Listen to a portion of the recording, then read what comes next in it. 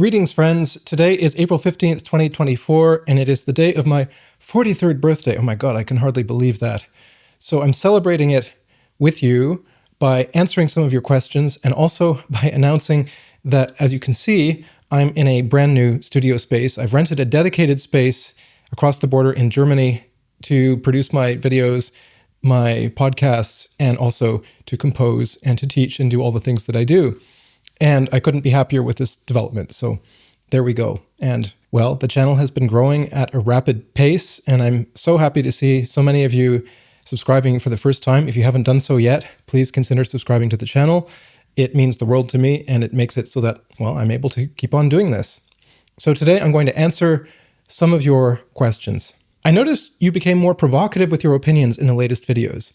Is there a reason for your sharpening views? Well, that's extremely interesting because I have no idea how my videos are perceived by other people. So it's very good to have feedback of that sort.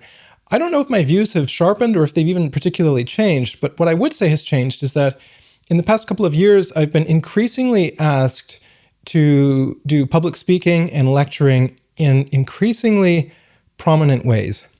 And so what that's meant is that it's transformed my activities from a relatively small professional circle, a relatively intimate group of collaborators and friends and so on, to something that is occupying a much broader public stage. So the result of that is that I've had to think very carefully about what I'm saying, because increasingly everything I do say is heard by tens of thousands, if not hundreds of thousands of people, in some instances millions of people. And what I say seems to be having an impact. People listen, think about it, they respond. And that's something that is relatively new to me, I would say, because in the early years of my channel, I reached a small but dedicated audience, and it was really carefully centered on contemporary composition and things like that. Things that are extremely important to me and to many other people, but that don't necessarily have a broader, a wider sort of societal resonance, let's say. And increasingly that has changed. So I'm stepping into a role, I suppose, gradually of somebody who is more often in the public eye, for better or for worse. And when you're in that sort of position, I think you have certain obligations. One of them is to be forthright about what you see happening in the field or with respect to the topic that you're talking about. And another is to be as perceptive as you can about those things, I would say. And so, and the other side to this is that I'm getting a little bit older. My perspective is shifting, and I do see things differently, see them with a little bit more detachment. And I'm thinking very, very carefully and critically these days about the way that my own career has developed over the past 20 years, what it looks like for many of my students who are entering the field now.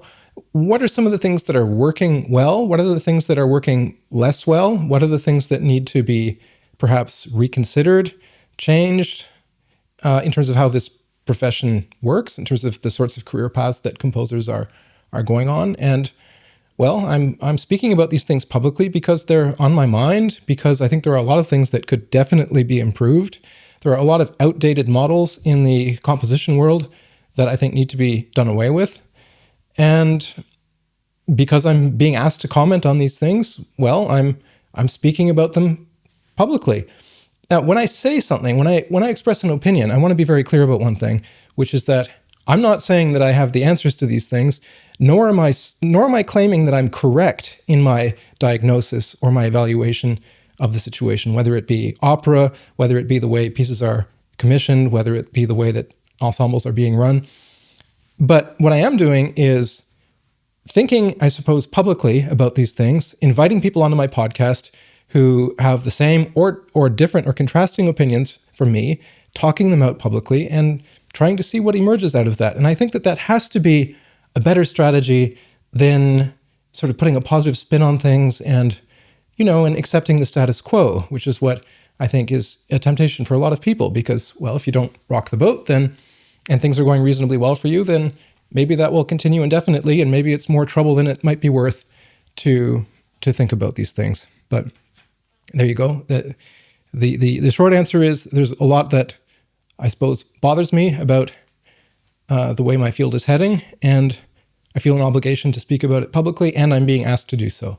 So there you go. How do you think compositional techniques should be taught?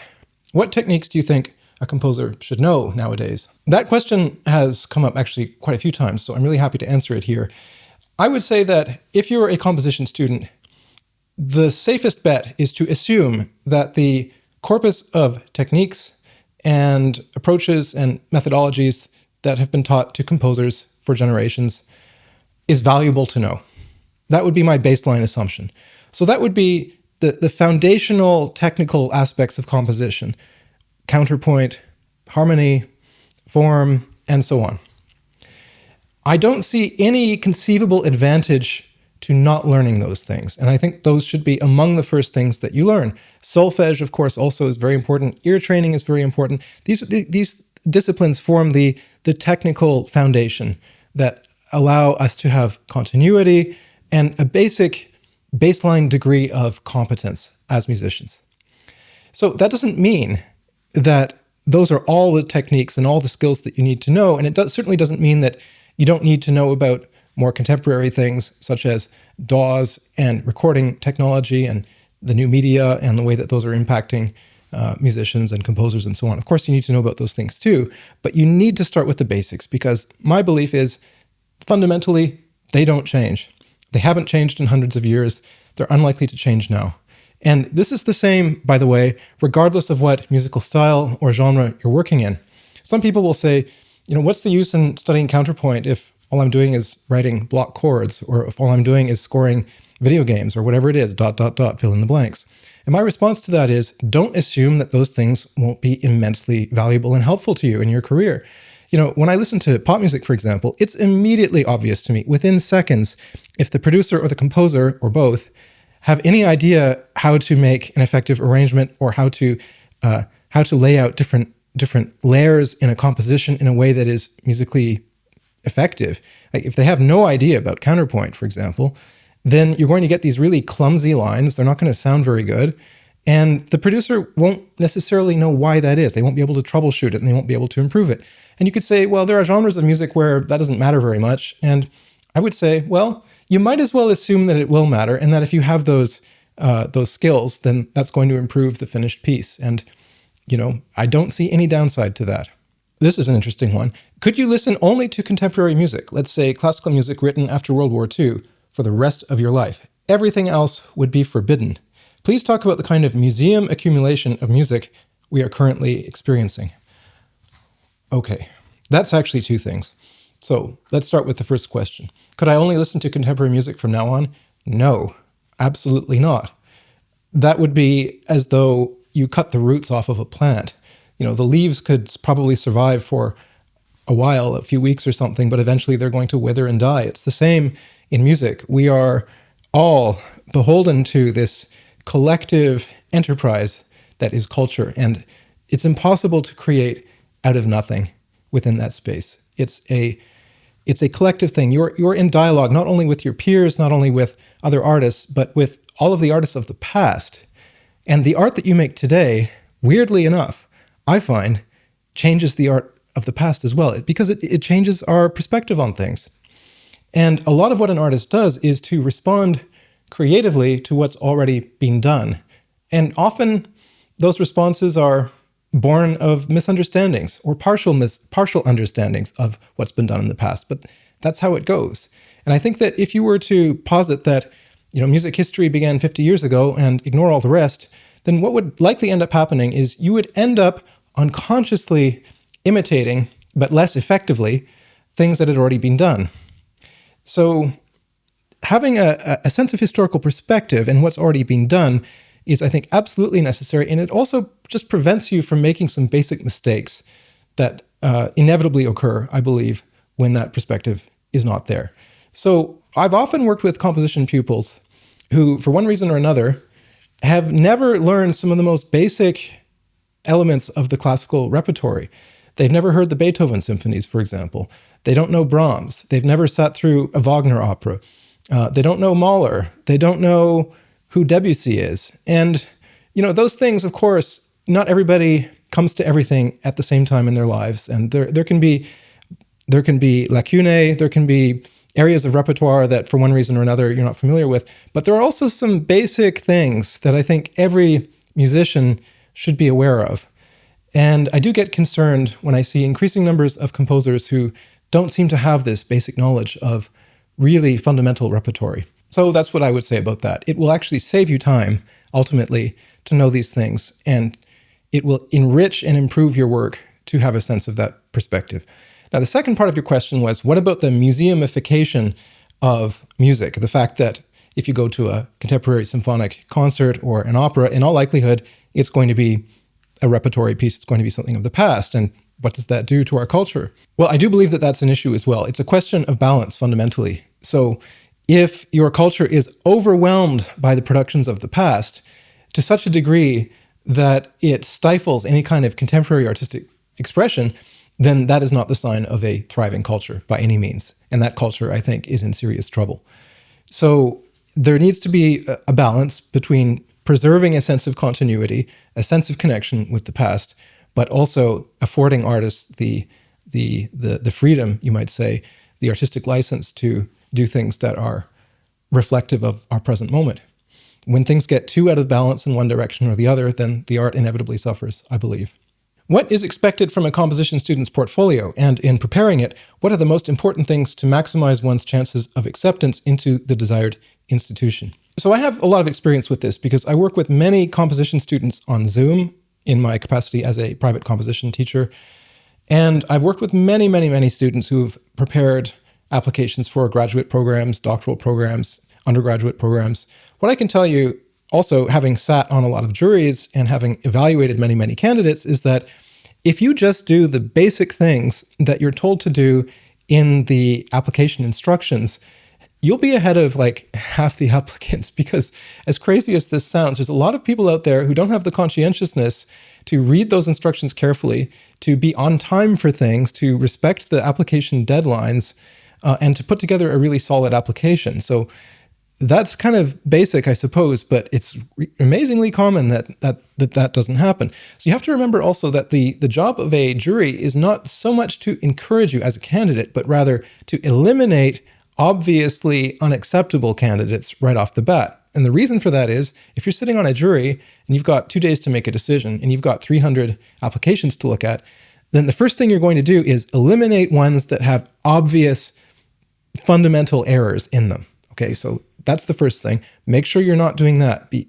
ultra conscientious about what is being asked of you as an applicant. Okay, so once that's done, you're ahead of half the applicants. Then the second part is distinguishing yourself from all the other plausible candidates. And the number one way you can do that, I would say, is by demonstrating that you have an artistic personality, that you're somebody who has something to say, that you're somebody who has something distinctive about the work that they're doing, and that you're not merely one of countless sort of faceless copycats who are working within this or that sort of academically sanctioned style, but with a minimum degree of personality showing through in the work. So if you can provide work that shows that, there's something distinctive, there's a voice there, there's a personality, then that really makes a difference. Okay, the third thing I would say is, and here's where it gets a little bit tricky, because I'm aware of the fact that people have different backgrounds, different degrees of access also to things in this profession. But it really does make a difference if you show up with an application that includes decent recordings of your pieces. Now, there's a lot of applications that I see where the student provides either no recordings at all or a MIDI recording. And I'm not actually sure which is worse, because MIDI recordings really are not acceptable for this sort of situation as far as I'm concerned. Now, I know what the objection is going to be. You're going to say, well, that's all fine and well for you to say, but there's lots of people who can't afford to hire musicians who don't know musicians, and that's the best option they have, is to provide MIDI. So I'm receptive to that. I understand that. But I would also say that, if there's any way you can possibly find somebody to play your piece or play it yourself, even if you're, an unskilled kind of below average guitarist or piano player or whatever it is, write a piece for yourself to play that works at your technical level, whatever it is. If you're highly proficient, then you can push things a little bit. If you're you've got sort of a decent working knowledge of the instrument, but you're not a virtuoso, write something a little bit simpler. But write things for yourself to play. And if you happen to have a friend who plays the flute or the violin, then tailor your application to pieces that you can actually get played, okay? Pieces that are possible for you to work on. And I would do that well in advance. Like if you know there's a school you're interested in applying to, ideally you should start that process of putting together your application a year or 2 years ahead of time, so you have lots of lead time to put together a portfolio. Most schools want 2 or 3 scores, and ideally you would want to provide them with 2 or 3 pieces that show a range of what you can do. So one of those could potentially be an electroacoustic piece, so something that you make entirely electronically, so you don't have to worry about performance in that instance. One of them could be a solo piece. It could be for solo oboe or a solo whatever, or one of them could be a chamber music piece. And I think what you want to do is provide a range of different pieces that show what you can do. But once again, I think the mistake would be to start by saying, okay, I really want to write a quartet for 4 tubas, or I want to write a piece for, some really esoteric combination of instruments. The problem is, of course, you can do that, and that might show some of your artistic personality.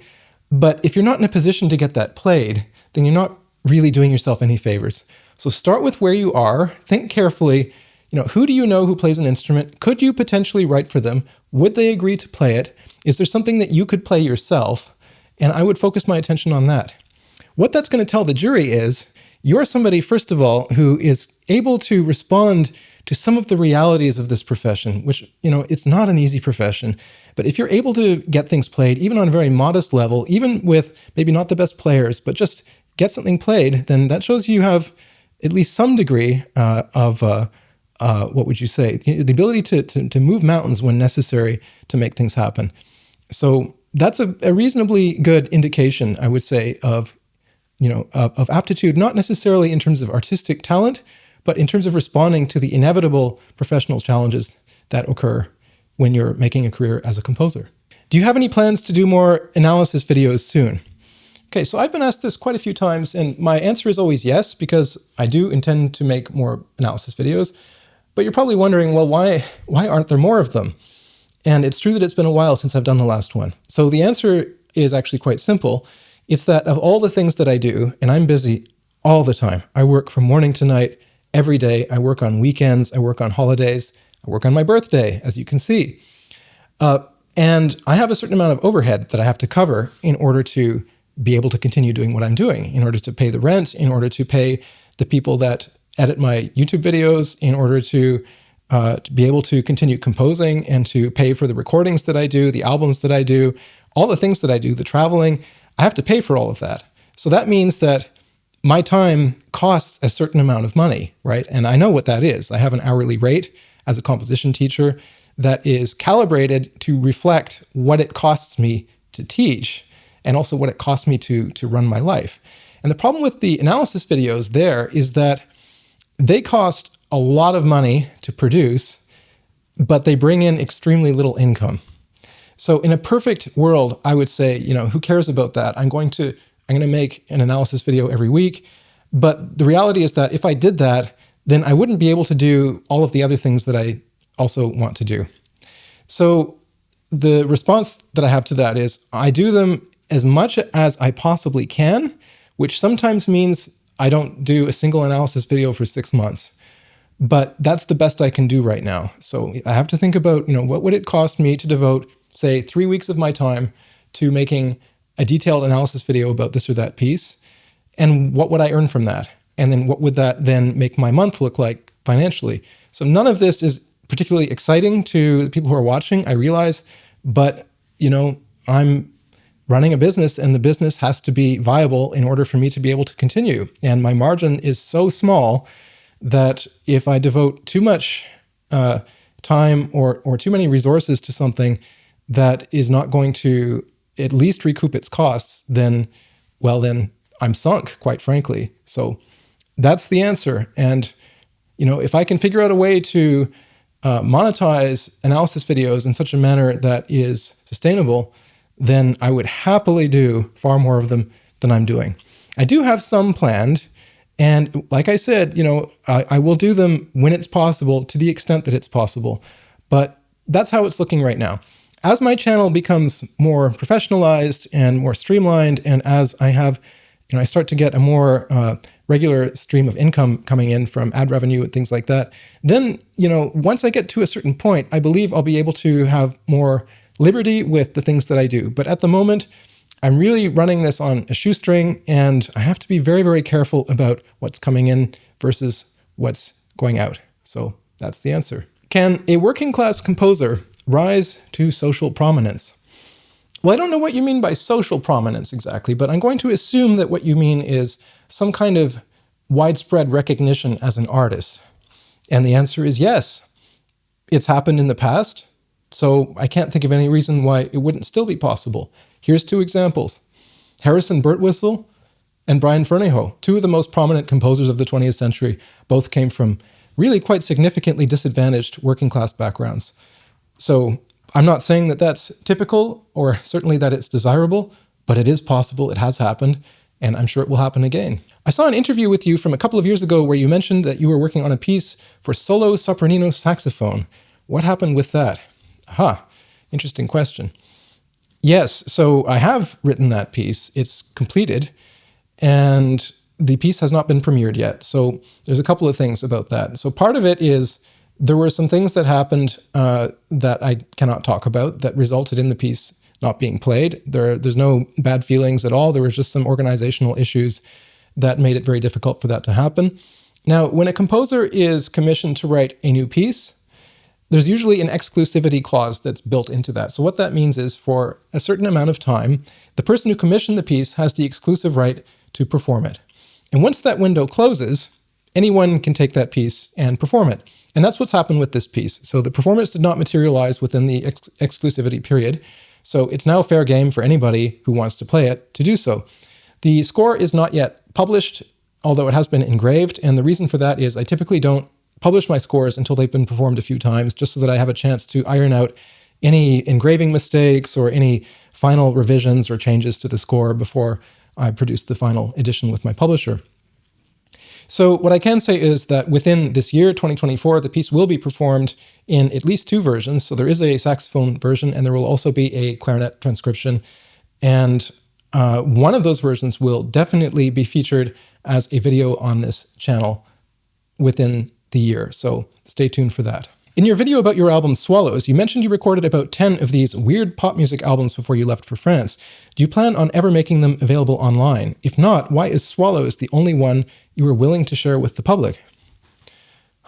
Well, first of all, Swollows is not the only work of mine from that era that is available online. There are other things that you can find if you really search around a little bit. I'm not going to tell you exactly where, but if you're industrious, you can find examples of the other albums online. And also, so Swollows is available on Bandcamp, but there's also The Tubular West, which is an album that I did in 2013, I believe, which is widely available. You can get it on all the streaming platforms, and you can also buy physical copies of it. And that's very much in that lineage as well. So there's also The Tubular West. So as for why they're not all available, well, the simple reason there is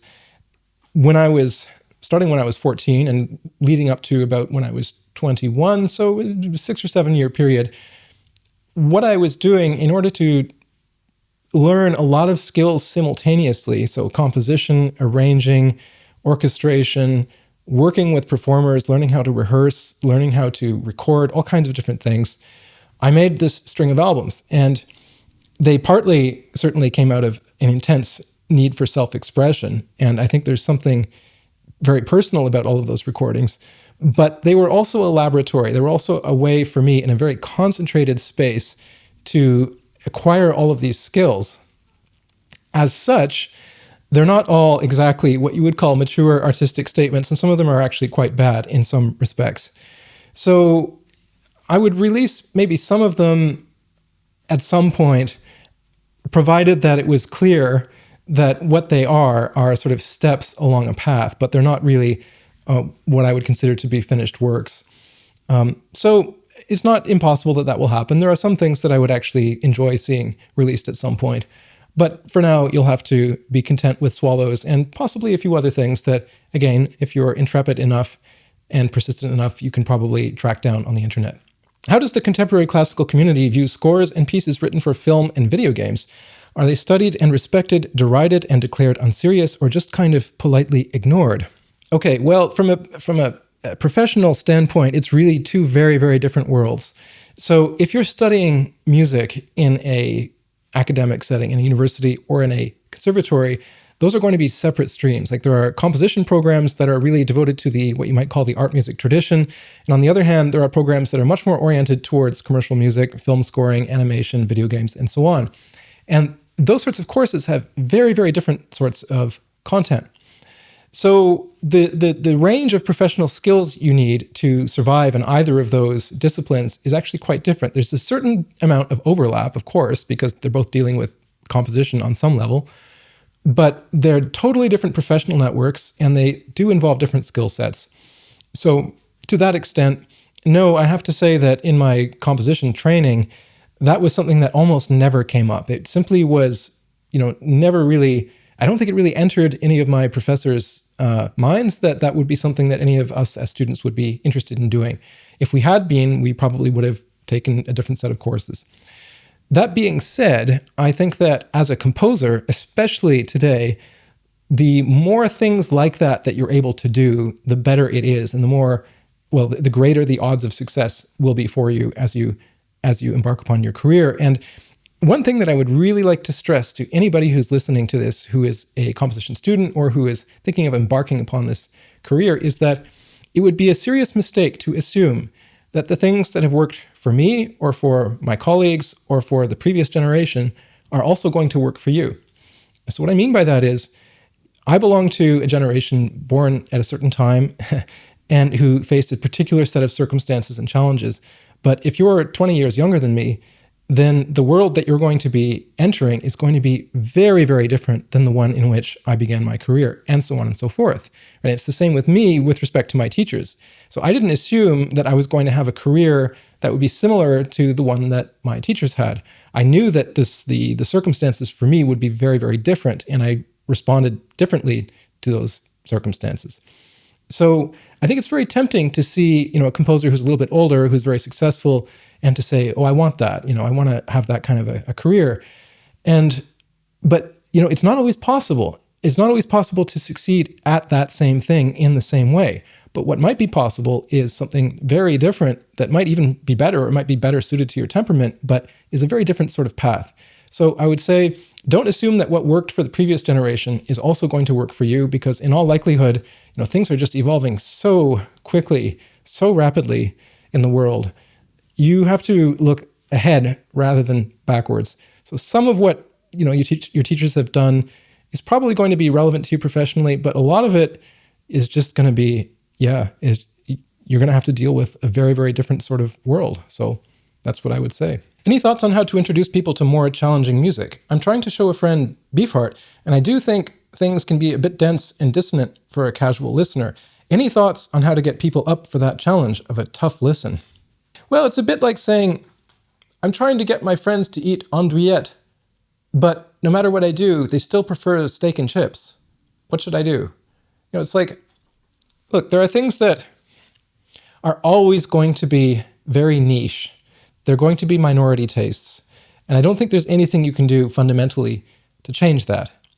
Now, what I would say in complement to that is that, if you're friends with somebody, then to a certain degree, you want to share experiences with them, and you might be interested in things that are part of their world and vice versa, and there'll be a bit of an exchange there. So what you can do is point out to people that, here's something that I think is valuable and interesting, and try to share it with them. And just tell them that it exists. Like, for example, you could invite them to a concert, or you could lend them an album or whatever it is, or send them a link. But I don't think you can do much more than that, right? You can open the door and you can tell people what exists, but it's up to them to walk through and to decide whether that's something they want to engage with or not. So there's not too much more that you can do than that. But that first step, I would say, of just sharing things and telling people what exists is something that I would recommend doing. But, don't expect too much from it. And if it's not for them, it's not for them, and that's fine. Okay, so thank you all for the amazingly interesting questions. This was a great pleasure. I'm going to do it again, and speak to you soon.